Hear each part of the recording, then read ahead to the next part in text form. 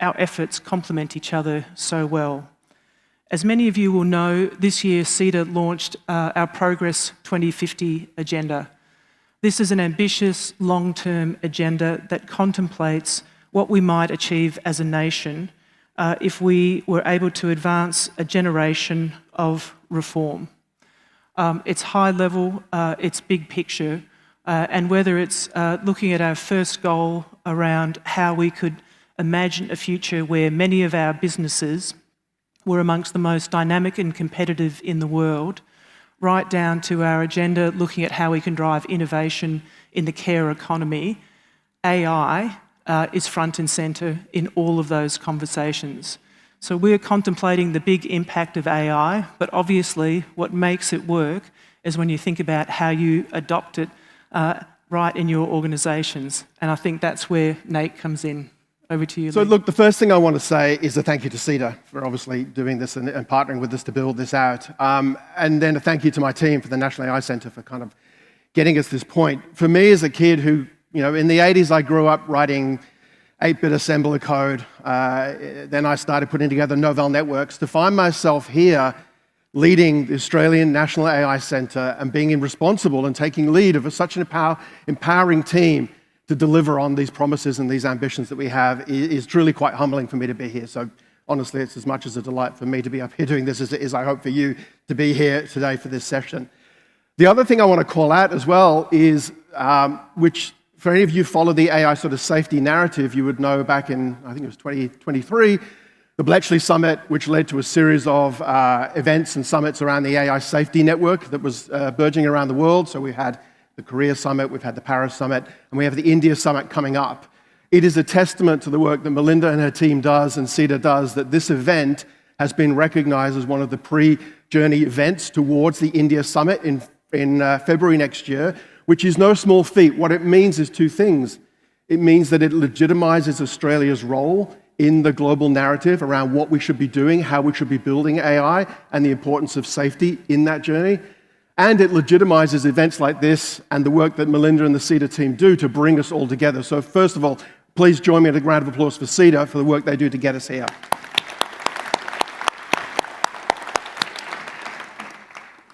So I joined the NAIC 6 months ago from Microsoft.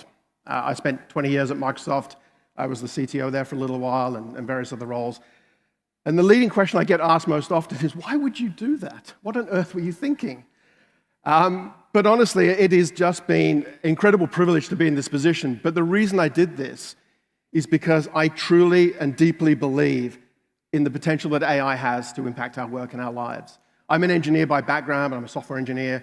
I look at this from a technology and what the technology has done and where it's gotten us to in the last few years, but also over the last 2 decades. And I'm really confident that we have in our hands something that is truly powerful. And I also believe that Australia has a rightful place to be in that game and in that experience. Australia has always punched above its weight when it comes to science, research, and innovation. I don't have to list off the many innovations, but many of you would know, because you've probably intersected with people from our science and research community, how good we are at that. So I think it's important for us to be here. But innovation and risk-taking are both strange bedfellows and a team sport that we all have to get behind. The National AI Centre can only do the work we do with the support, with the partnership of industry and of organizations and of those like you in the room that are the leaders that are looking to adopt AI. We can only learn from what is needed and develop our capability, our tools, and our work and the direction that government goes in with your support, with your partnership, and your engagement. And that's why these events happen. That's why we're here to do this. Now, I intentionally said risk, and risk is somewhat of a difficult word to use, I've discovered in my 5 months and 26 days in government. They either live by it or they're terrified by it, but the point of it is it's inevitable. It is the very core of what we're doing. And as Melinda said in her introduction, trust is where we're trying to get towards, this concept of us trusting in ourselves, in the technology, and our national capability to get there. And so as we think about that, bringing that together, what it means is we have to accept risk. We have to build trust. We have to accept risk as an inevitable. We have to bring ourselves to recognize that risk is something we need to do, to deal with. We need to recognize it, hit it head on, and build capability to meet it, and also learn from it. And so the slide I put up here, just to give you some background, is kind of to give you a sense of what we're building here at the NAIC, what we're trying to do, and the role that we perform. We really want to deliver trusted information that helps industry and organizations find the clarity in the noise. No one can deny right now that the narrative around AI is noisy. Everybody has something to say, and it's not always the right thing, and it's not always driven by the right outcomes or the right ambitions. We need to find some clarity in all of that. We're going to continue to build and maintain practical guidance and literacy tools that help build that confidence. You don't get trust, you build confidence, and confidence builds trust. That's how you get there. And we want to do that through worker engagement, through leadership engagement across the board. And we want to showcase the capabilities and the impact that the Australian AI ecosystem has. Now, some of you may know the VASE, the Voluntary AI Safety Standard, that was developed and released back in September 2024. When that was released before I joined, we knew it was a good starting point. There was no question that it was solid, grounded in enduring principles. It was built out of the Australian ethics principles from around 2019, I think. It was good, but what we heard loudly was it was too much. It wasn't clear how to get started. It didn't really help organizations balance that what with the why. Like, I'm going to do this AI, but why am I going to do it, and how am I going to get started with it? And our focus here on the NAIC has been, for the last 6 months, about how do we build that clarity? How do we make it easier? How do we make it simpler for people to adopt AI? So you all thought you were just coming to a conference. You're actually coming to a product launch, because I'm very excited to tell you that after 6 months, well, actually a lot more work before my time, but in the 6 months I've been here, we've been working very hard, and we are happy to today release the availability, and you can download it today and have a look at it through the QR code, our new evolved version of that voluntary standard, which is now our guidance for AI adoption. We've simplified it down to 6 essential practices that are easy to understand. They are built around the value of doing them, not just the risk of not doing them. So we think about concepts like transparency. Why do you do that? It's not just because you need to do it to avoid the risk.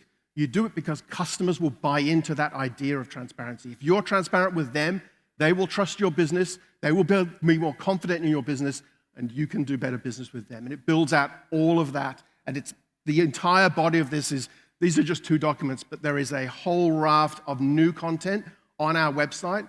This is evolved out of the VASE and will ultimately now replace the Voluntary AI Safety Standard as our approved guidance. I want you to all look at it. I want you to have a play with it, read through it, give us your feedback. We want to learn from this. The most important thing that I've brought to this is not about, here's a new document, we'll file it away, and we'll see you in 6 months' time when we decide what to do next. This is the new platform for the National AI Centre. This is the language we're going to speak. We're going to talk about these 6 practices. We're going to work with a range of organizations, and I should call out HTI Institute, CSIRO, and particular thanks to Gradient Institute, who have been so powerful and so helpful in helping us build this work out.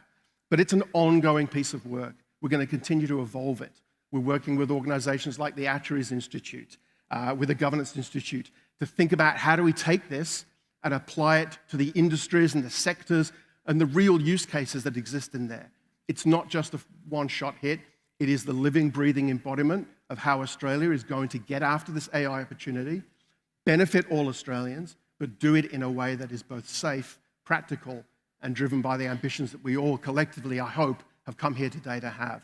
And so with that, I'll leave you with the QR code, and I'll hand it back to Melinda as we move on to the next section. But thank you all, and please enjoy.